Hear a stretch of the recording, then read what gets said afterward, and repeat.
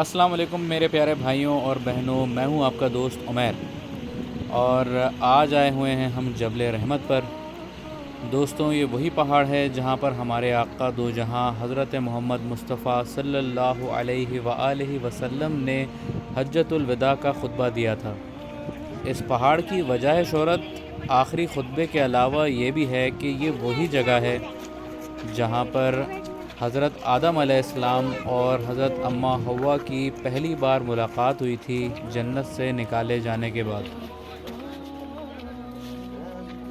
اس پہاڑ کو جبل توبہ بھی کہا جاتا ہے کیونکہ اسی جگہ پر حضرت آدم علیہ السلام کی توبہ قبول ہوئی تھی، اور یہی وجہ ہے جو اس پہاڑ کو جبل رحمت اور جبل توبہ بھی کہا جاتا ہے۔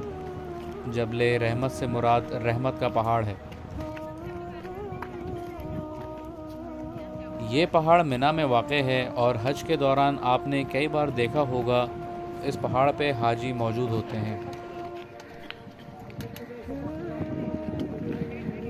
اس پہاڑ کی نسبت ہمارے آقا سے ہے، اس لیے یہ ہمارے لیے بھی بہت احترام کے قابل ہے۔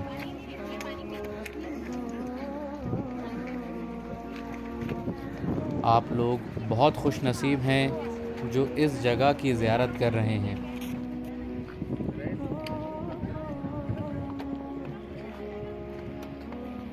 یہ وہ جگہ ہے جس پہ ہمارے آقا کی نظر مبارک پڑی ہے۔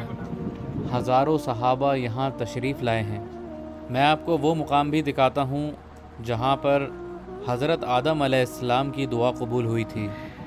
لوگ آج بھی وہاں اپنے گناہوں کی توبہ کرتے ہیں، اور لوگ وہاں نوافل بھی ادا کرتے ہیں، جبکہ سعودی گورنمنٹ نے وہاں بورڈ بھی لگا رکھا ہے کہ یہاں نوافل ادا نہ کریں۔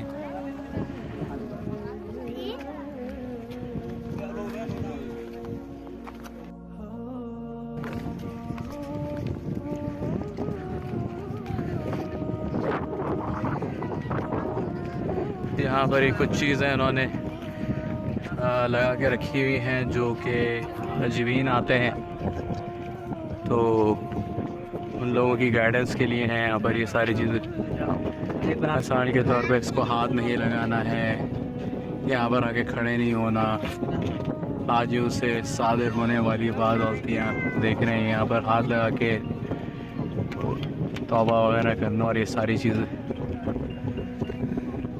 یہ جو کالا کالا دیکھ رہے ہیں، یہ لوگوں نے ایکچولی اپنے نام لکھے ہوئے ہیں یہاں پر، یہ دیکھیں ابھی اس کے اندر لکھا ہوا تھا۔